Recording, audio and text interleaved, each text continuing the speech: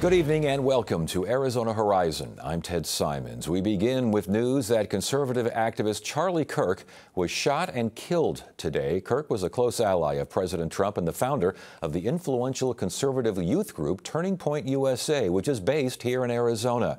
Kirk was shot as he was speaking at a midday event at Utah Valley University in Orem, Utah, about 40 miles south of Salt Lake City. A spokeswoman for the university said that Kirk was struck by a suspect who fired a single shot from a building more than 100 yards away. Reporters at the event had these eyewitness accounts. We were about 10 minutes into the interview, and four people in front of us, we hear the gunshot, and then you see Charlie go limp. His neck kind of turned, and we saw blood immediately. To be perfectly blunt, it felt like so much blood came out of his neck immediately, and then we all took to the ground. I can't tell you almost what happened immediately after. We had been there for about an hour before, and we were just interviewing people on the ground. And it was a really happy, excited atmosphere. We talked to some girls who were they were freshmen. They were excited to be around other conservatives. And then the question leading up to it, a kid came up and he asked a question about how many transgender shooters there were, and Charlie gave him another comment, and then he asked one more question, and so the question was about shooters, and before Charlie Kirk could pick up the mic again, that's when the shot happened. Those reporters from the Deseret News. Now, as we tape today's show, there is still an active investigation in finding the shooter, who is still at large. That contradicts the director of the FBI, who had posted that a suspect was in custody. Officials now say that the person in custody right now is considered only a person of interest. Kirk's death was announced by President Trump on the president's social media platform. Charlie Kirk, dead at 31 years of age. Now, for more on this story and the increasingly volatile nature of political and social discourse in the country, we turn to Keith Allred, Executive Director, the University of Arizona's National Institute for Civil Discourse. Keith, good to have you on the program. We thank you for giving us some time here and talking to us. Just your general thoughts on the shooting death of a very influential political person.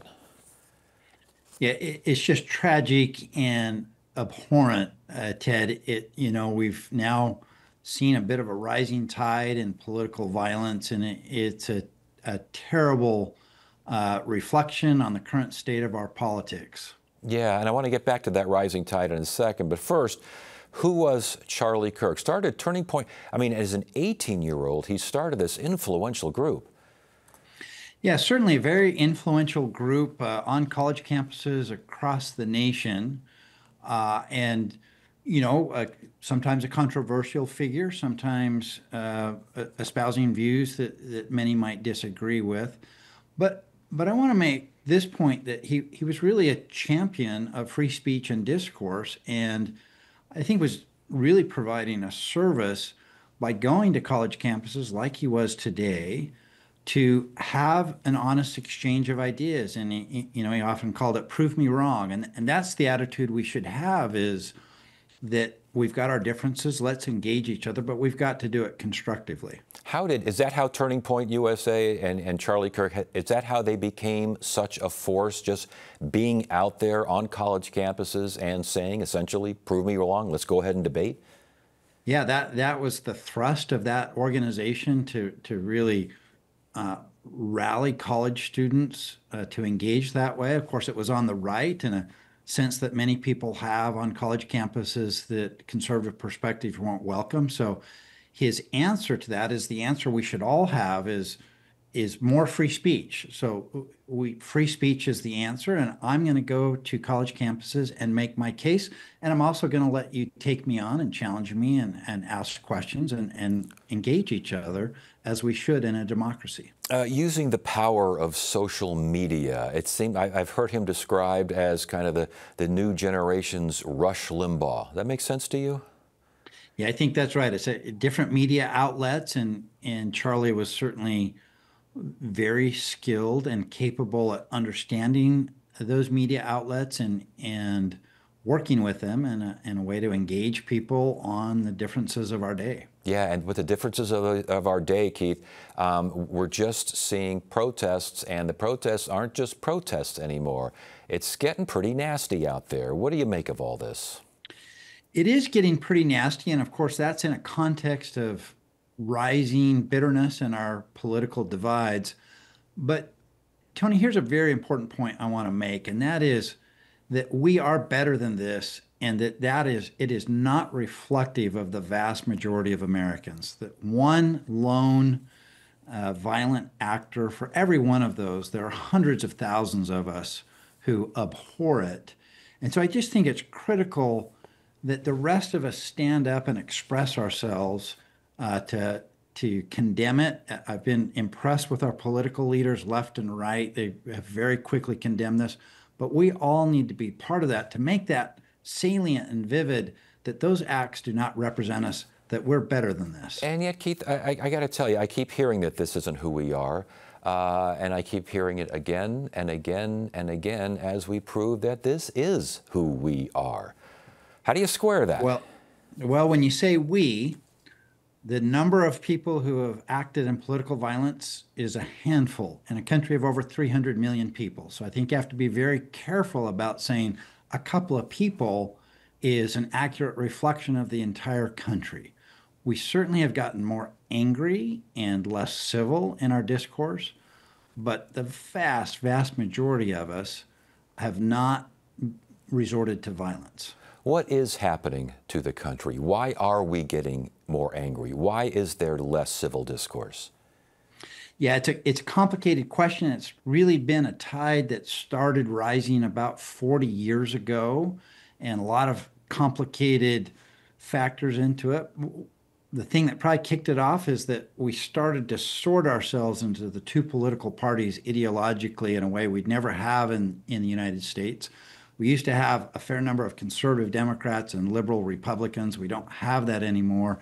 And as we lost that, then we started to lose a little bit of the tempering effects. And then we just keep adding accelerants to the fire, social media certainly being one of those, that it just keeps building on itself. Yeah, I was going to say social media would be a big accelerant. It seems to emphasize the negative with gusto. It does, and it's, again, a misrepresentation. Those of us who have the most extreme views talk louder and longer than the rest of us. They post more on social media. They're more inflammatory posts on social media. So they get more attention and more clicks, and obviously the algorithms on social media sort of play to it. But that still is not an accurate reflection of who we are at large in a country of over 300 million people. So for those who do need to reevaluate themselves and how they address issues, how do you do it? How do you make sure that when you have the argument, or you have the debate, excuse me, it doesn't turn into an argument? Yeah, we like to say at the National Institute for Civil Discourse that the first principle and the best practice of civil discourse is to listen, and listen for understanding. And so if you go into a conversation really seeking to hear the other side out, listen for the merits, not just the flaws in what they have to say, then that conversation is always going to turn out better. It's not a foolproof. It's not that conversations can't sometimes go south, but the prospects of a constructive conversation go way up if we just listen. And the other piece of it is they're more likely to listen to you if you listen to them. So it doesn't always have to be one way of you just listening to them. They're more likely to listen to you, and you'll get a chance to make your case as well. Keith, before we let you go, I know you have a project going where you want people to contribute ideas. Talk to us about that quickly, if you could.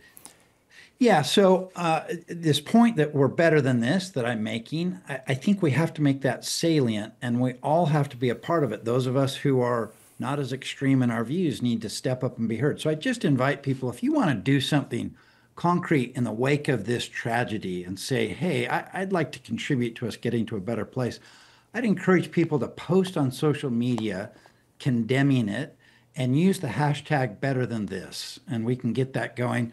People can also go to our website at commonsenseamerican.org, better than this, and you can record a one-sentence video on there, and then we'll post it. You can see lots of other videos posted there in a way of getting a little bit of a movement to push back of all of us to demonstrate that we really are better than this. Keith Allred, University of Arizona National Institute for Civil Discourse. Sir, thank you so much for making time for us. We certainly appreciate it. Thank you.